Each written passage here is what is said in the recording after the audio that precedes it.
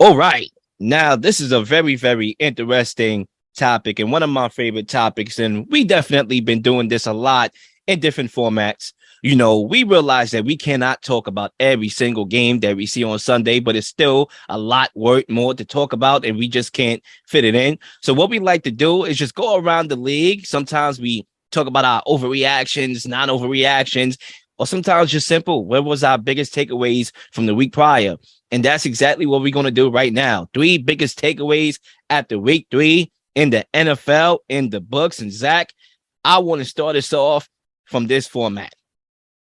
And my first take is I actually have a title. I have a name for my first takeaway, and that is Last Man Standing. And the reason why I named it that is because I think we fail to realize in sports that one of the most swept under the rugs thing from any championship team is availability.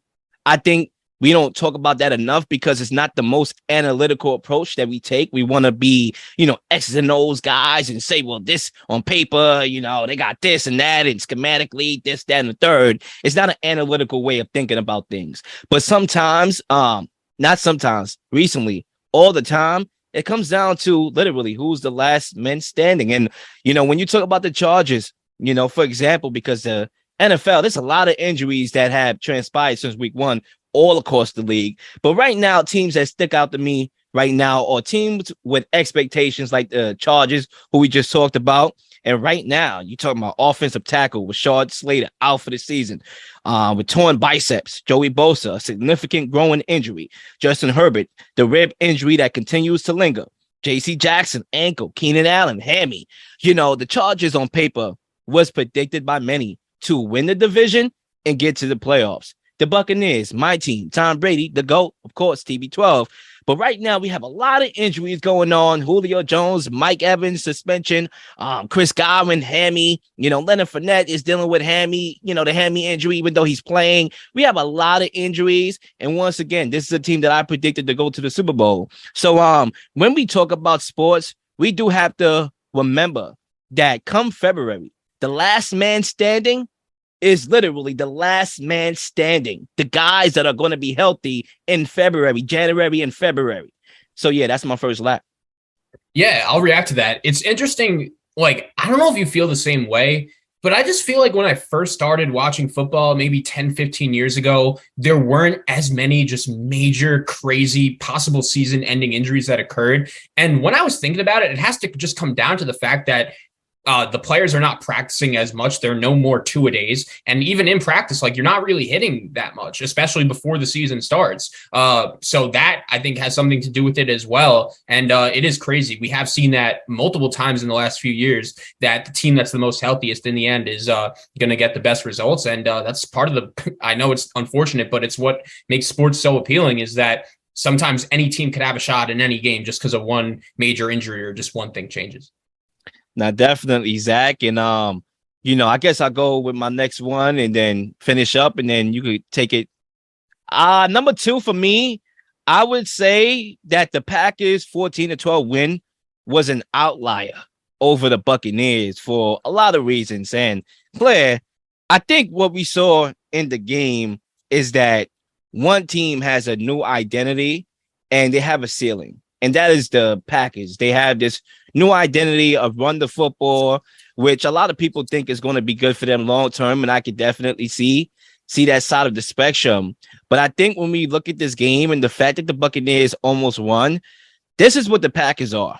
It's no fluke. They're not wearing a mask. They're not trying to confuse anybody where, all right, we're going to act like we just running team and then we just going to be 30 times a game passing a football type team next week. No, this is who they are. This is what their ceiling is going forward. The Buccaneers, their ceiling is a healthy Mike Evans, a healthy Chris Godwin, a healthy Julio Jones. And yes, we know that there's always an if factor. I just talked about injuries, and that's why, my takes coincide. But the ceiling, and when we talk about ceiling, is not actually what's happening now, but it's about what could be the reality in the future. So take that with, its substance, that the ceiling that I'm talking about is Mike Evans, Julio, and Chris Godwin. And the Packers, this is their formula. I think for the Buccaneers, we learned that now we don't have to win the game passing 30, 40 times per game because we've been 2-1, just running the football every down and occasionally throwing the ball to Russell Gage, who, had a good performance in the game, caught the game tying touchdown. Excuse me, they wasn't tied, but the game, knotted it close to the point where they can make a 2-point conversion to tie the game. So I think when we talk about this game, because I've seen some things on, Instagram, it's not an overreaction that the Packers have a better shot to get to the Super Bowl. No, this is their ceiling. So we know what they are. And cool, what they are can potentially, they could be this way and continue to be this way and win that way. But I'm taking the upside here, and I'm taking the ceiling, the high ceiling, and that is the Buccaneers, a healthy Buccaneers team to go farther and potentially, hopefully, everything comes together, them making the Super Bowl. So that's my second take. Yeah, so I actually have an opinion on the Packers in my takeaways as well, so I'll wait to share a lot of my opinion on this. But I have a Buccaneers question that I wanted to run by you. I'm curious what you think of this. And for the most part, I agree. I do think when their receivers get healthy, when their offensive line, which is also super banged up, when they get more time together, more reps, I think that's going to be a unit that improves for them as well. But watching the game, I almost had a feeling that, I know Bruce Arians and Tom Brady's relationship is a little bit strained, and I don't know if there would be anyone in the organization that would be willing to tell Brady this, but I just wonder, you mentioned the load management and that everything the Bucs are doing with that this season to keep their guys hopefully healthy by the time we get to the playoffs. I'm just wondering, would it almost be best for all parties with all these wide receivers out, with the offensive line, not to just tell Tom, look, man, we know you're old. We know there's a lot of things going on. Would you just want to take a little bit of a break now when we're all super banged up? You watch the game, Lil. I mean, the Bucs offense did not look normal. It did not look the way it normally is. And even at the end of the game on that 2-point conversion play, they got to delay a game. Tom Brady at quarterback getting a delay a game on a 2-point conversion with the game on the line. When has that ever happened?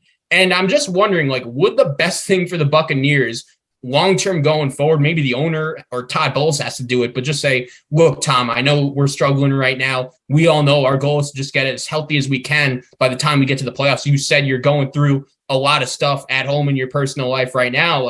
Would the best thing for all parties to just give Tom a little bit of a break now and have him come back week 9 when everyone's healthy, the wide receivers are back, the offensive line is hopefully better?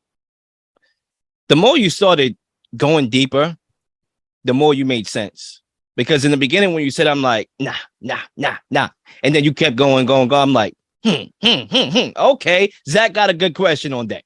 To answer that question, I think for me, I'm not opposed to it. I'm not, because think about it. And I was saying this to myself, right? I always talk about myself when it comes to the NFL, and just freestyling in my brain. I like the idea because right now, Tom Brady, of course, is at the age that we never seen a quarterback play at this high level before. At this age, we have to treat him differently than any other quarterback that we have treated before in the past. We have to give him accommodations to make sure that he's upright come January. So, yeah, I do believe that in a scenario where Julio Jones is not ready to come back and Chris Godwin is not ready to come back, then you definitely, I'm not saying do it, but you should have those eternal conversations with Brady and run it by him and see what works out. Because I'm not going to lie, the year we won the Super Bowl was the year that we went on the road. So I know a lot of people can counter that and say it's the NFL. You want to win every single game. You lose one game, it's like you lose in the season. We play in one of the easiest conferences. I'm not worried about the Panthers. I'm not worried about Atlanta at all. I'm not worried about the Saints anymore. I'm not worried about those teams. So if we could just win a division and have to go on the road, I'm not worried about the Packers either in the outside division, because they have shown that they are a regular season team anyway. So when you talk about how wide open the NFC is, I'm not opposed to us just going on the road like we did when we won the Super Bowl and winning every game that way, because guess what? With the hurricane and everything, we may not have a home. So, yeah. Yeah, and I agree. You would still win the division. Tampa Bay is probably going to win 9, 10, 11 games either way. And I just wonder if that possibility would ever come in the Buccaneers facility. It's very interesting. Very interesting take that you brought up and question that you brought up. To end us off with my three biggest takeaways. Everything coincides, talking about injuries and they talk about the Buccaneers. I'm actually going to stay in Green Bay from that Buccaneers game. My third takeaway is that Davante Adams will miss Aaron Rodgers and Mahomes will miss Tyreek Hill. Now, let's start off with Adams for me, right? Because the Raiders are 0-3 cleared. That's not new news. Adams ditched Aaron Rodgers to go to Derek Carr. And it's funny because no matter what you want to say about the Packers organization and them being cheap, the El Cheapos of the world, they're actually a greatly ran organization through the years of Brett Favre, all the way through the years of Aaron Rodgers. And he decided to leave a stable organization to go to a organization that's very unorthodox and very conflicting and very just disorganized. They don't draft well, yeah, it definitely fits the city and atmosphere of Las Vegas. He decides to go over there. And I'm saying to myself, okay, cool. What was the reason again why you went over there and decided to go to the Raiders and leave Aaron Rodgers? He said that he couldn't stand he couldn't stand to play without Aaron Rodgers. He didn't want to think about the future and possibility of anybody but Rodgers being his quarterback. Cool. Let's go to that. I want to investigate that take that he had a little bit more because right now Rodgers is under contract with Green Bay for 5 more years. The 3-year extension does not kick until 2024. Now, I'm not sure if Rodgers plans to play out his contract all full through and through, but if I was a betting man, I'd say he'll play about 2 more seasons after the season that he's currently in. So that's 3 seasons that he could have played with Rodgers. Okay, cool.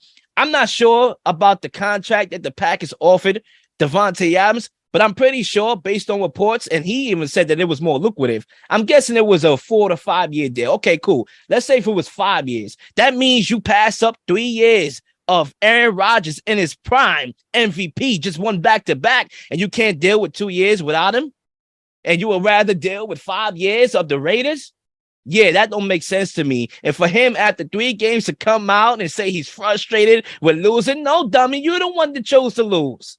So, yeah, I start up there and with Tyreek Hill and Mahomes and why I think that the Chiefs will miss Tyreek Hill. It's not because of the intermediate. Well, excuse me. It is because of the intermediate. It's not because of the downfield that everybody's talking about. It's because of the intermediate work where we all know that he's a guy that you get the ball to him, he'll make it into a 15-yard play. And I remember watching this game against the Colts when they got back the ball with 14 seconds. I couldn't help but reflect back to the Bills game in a divisional round where they threw it to Tyreek Hill and he took a 5-yard out into a big play, 60-yard play. So I do believe they're going to miss him because they haven't looked great. They haven't looked as dominant, and they should be 1-2 right now. Now, the championship experience is only going to get you but so far. It's going to get you through certain matchups that you're not supposed to win because you've been dominated by the box score, but you still end up winning.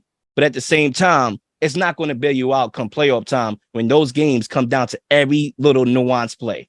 So, yeah, that's my final takeaway, that Davante Adams will miss the Packers and the Chiefs will miss Tyreek Hill.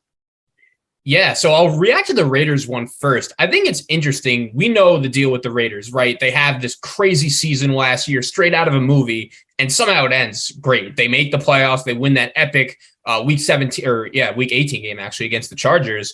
And a lot of people didn't love the hire of Josh McDaniels, obviously a Belichick guy coming in, especially with Rich Bisaccia and all the work that he did with this Raiders team last year. But when you look at Davante Adams now, what I'm so interested in is if this Raiders season just falls out of control, which I think at 0-3, it's a good chance it does. They have a huge divisional game this week with the Denver Broncos coming in. They better win that game. If they don't, things could really start getting out of control. But I'm just wondering, like, as bad as this start has been for Josh McDaniels, and I know him and Mark Davis after the game had that long 20-minute closed-door meeting, would have loved to know what was said there. But I think if this Raiders season doesn't go well, I don't think that Josh McDaniels, as a first-year head coach that they just gave a lot of money to and they committed really the future of the franchise to, like, I don't think he's going to be the first guy to go. I think Derek Carr, who signed a pretty team-friendly contract this past offseason, I think they would have no problem moving him and looking for a new quarterback. As crazy as that sounds, I know actually a few weeks ago I mentioned him as a possible target for the Jets in some world, but I just wonder if things really start going out of control this year, and this doesn't work for the Raiders. I think someone is leaving, and I don't think it's going to be Josh McDaniels. And how would Devontae Adams feel about that? Derek Carr was really one of the main reasons why he joined the Raiders to begin with. And we know with the Raiders in Vegas, this is a team with a huge fan base, a team with a brand new stadium that wants to win at all costs. The Raiders have not been a very good team over the last 15, 20 years. And I do wonder, with their new GM that didn't draft Derek Carr, obviously, he just got there, would he be willing to pivot and make a move? I'm not saying if it would be the right or the wrong move, but all I'm saying is I don't know if this season continues going like this with the Raiders at 0-3, if Josh McDaniels would be the guy that's blamed. I think it would be Derek Carr. I would. Yeah, absolutely. Because, Derek Carr has been on this team for longer, Claire, than Josh McDaniels all these years, and they haven't really done anything. And sometimes perceptions from the media, like you said a very interesting point. The media lets you know if you're doing your job well or not. The media has a lot of influence in perception, not only from, the fandom, but also from the ownership and how they view you as a quarterback and how they view you as a winner or loser. So I could definitely see that scenario.